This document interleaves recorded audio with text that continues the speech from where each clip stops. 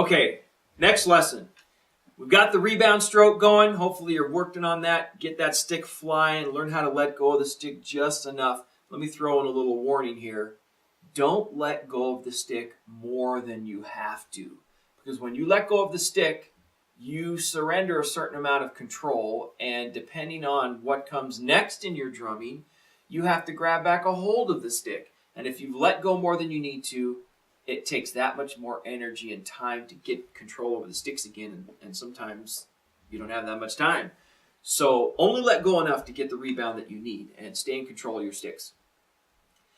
We talked about single stroke roll. That's the first type of roll we use in drumming. The second type of roll I'm going to talk about right now is called the buzz roll, or the pressed roll, or the closed roll. There's a few different names for it. But this is the next logical extension of the rebound stroke.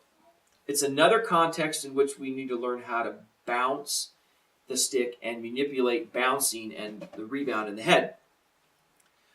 We're going to use, to play a pressed roll or a buzz roll, I'll just demonstrate. This is a buzz roll.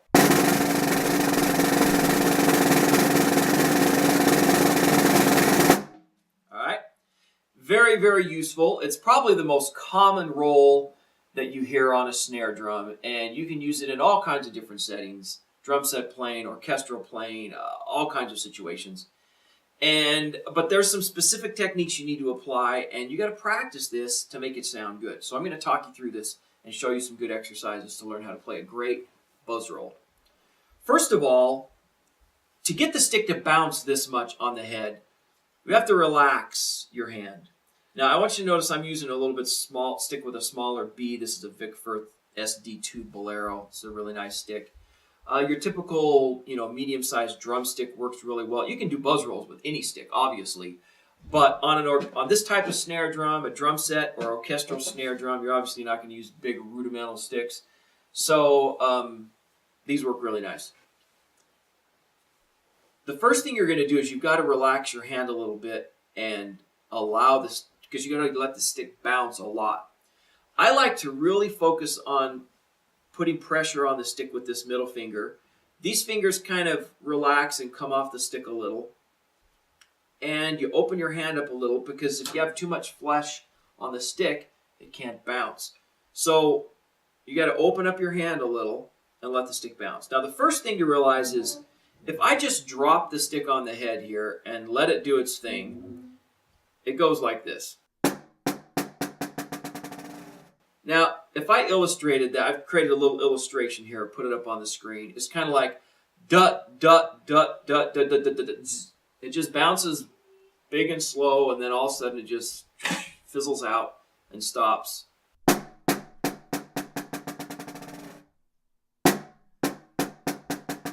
I try to completely get out of the way and let the stick do what it wants to do naturally.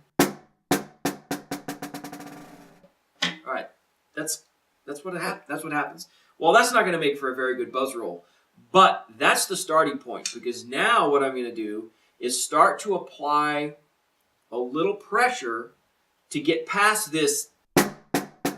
that part, that's not a buzz roll, and make the stick bounce more and faster, like this.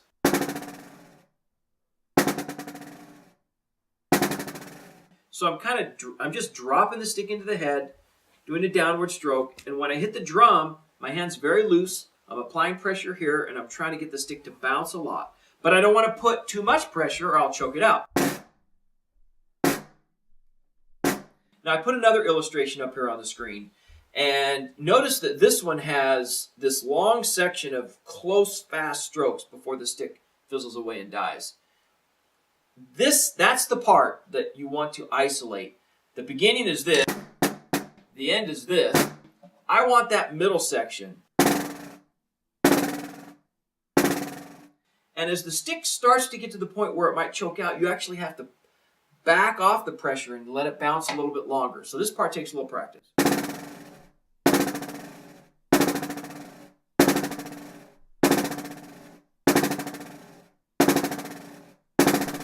You can just play around with that and work both hands. You got to get both hands so you can make them sound the same. Once again, This is what I like to use that finger right there to pull in on the stick and try to get it to bounce just the right amount. There's another good thing, or an exercise that I really like, and that is play around with this buzz stroke, but play very, very low like this. How long can you make the stick last?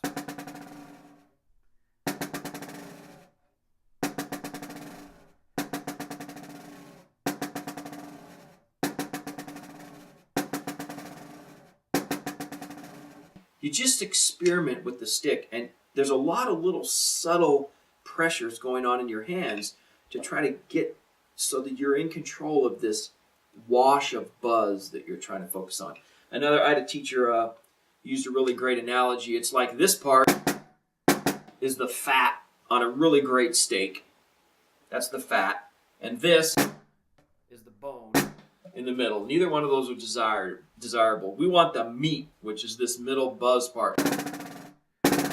So you got to apply enough pressure to get past the fat into the meat, and then when you start to get to the bone, you got to back off a little bit to stay in the meat, and then you bring in the next hand.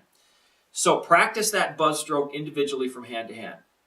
The next step is to begin putting your hands together and actually build this roll that flows from hand to hand.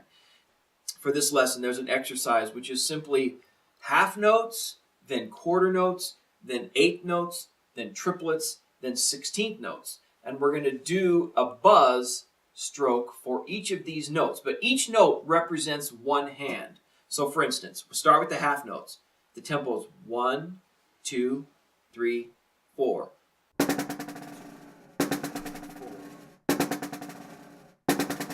And I'm trying to make each half note last as long as I can and try to get the sticks to connect together.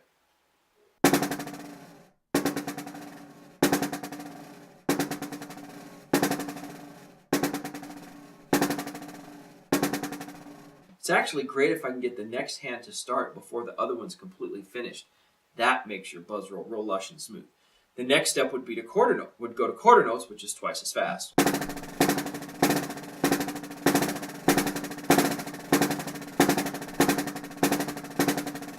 Now I want you to notice I'm not playing very high. I'm just kind of isolating this buzz motion and working on the subtle manipulations of pressure in my fingers.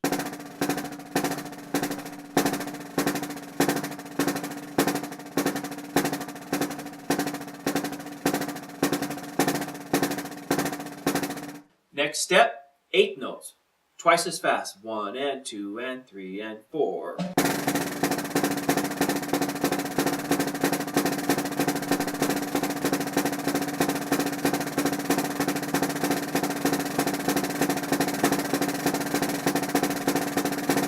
I'm actually trying to keep those buzzes pretty open. One mistake that people make is they press too hard and they get this really tight, choked out sound, and that doesn't make for a great sounding roll. So relax your pressure, put just enough to get that's your goal. Next step is the triplets. Triplet, ready, and...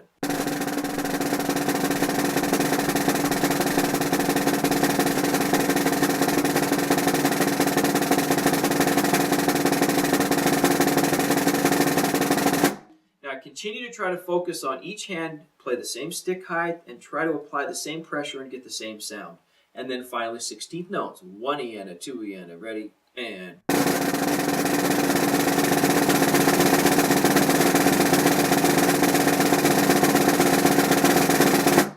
Alright, now if I play straight through that pattern, I'm going to do 2 measures of each rhythm. 1, 2, 3, 4.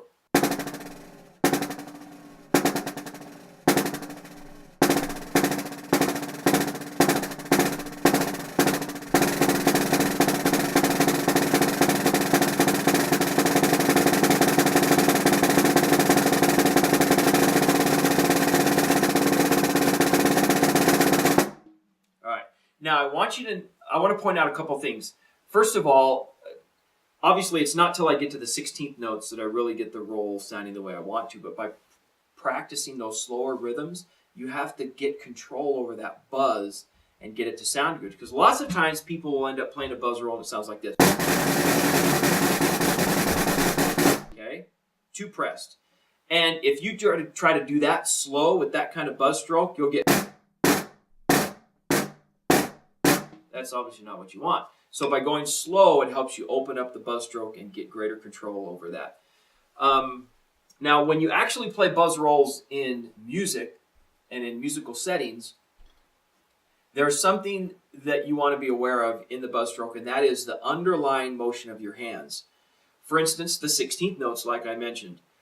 If I'm going to play a one-count roll at about, let's say, about 120 beats a minute, the underlying motion in my hands would be 16th notes.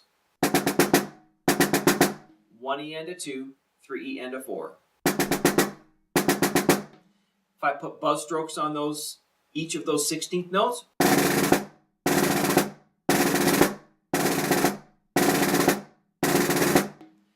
being aware of that underlying motion in your hands is very, very important. Sometimes people start to play a buzz roll and they lose track of the tempo. They don't stop in time and they can't feel the groove while they're playing a buzz because they don't understand what they're doing with their hands underneath. Now, if the tempo gets faster and faster and faster, then it becomes difficult to play 16th notes.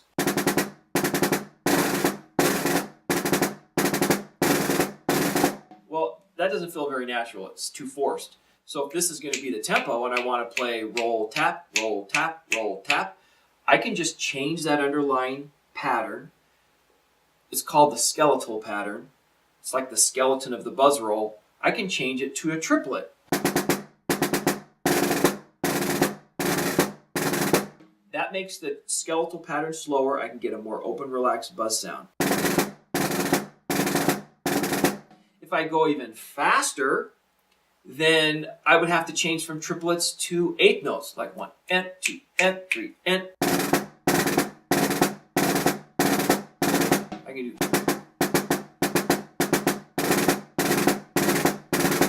That's an 8th note skeletal pattern. Now the same concept works if you go the other direction and you're playing a very slow tempo. So like 1, 2, 3, 4. If I tried to do 16th notes at that tempo, I'd get... That doesn't sound very good. So I can use a faster skeletal pattern and play sextuplets.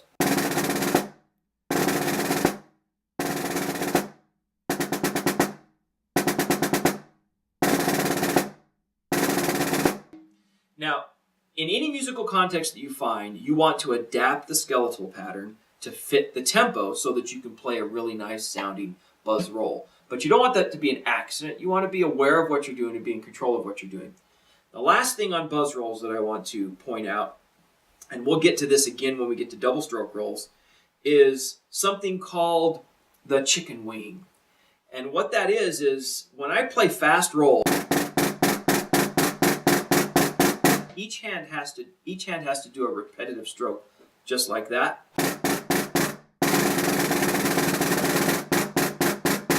Now, I want you to notice what I'm doing with my arm. It's like this thing with my forearm. The wrist doesn't move quite as much, and your arm moves like this. This is really the best way to play faster rolls. And if you don't do that, notice if I try to just play with all wrist as I get faster and faster, I'll start slower and speed up.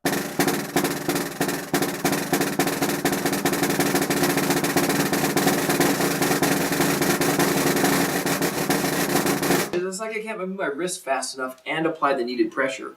So there's a point in the tempo where I move from this to this. And you just got to relax. People call it chicken wing because it's like you're flapping your wing, right? Your elbow's moving. So notice that change.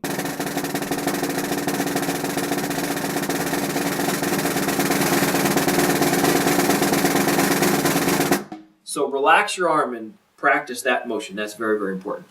Now, one final thing with regards to the buzz stroke, and that is to play a figure that is typically called a rough, sometimes a drag.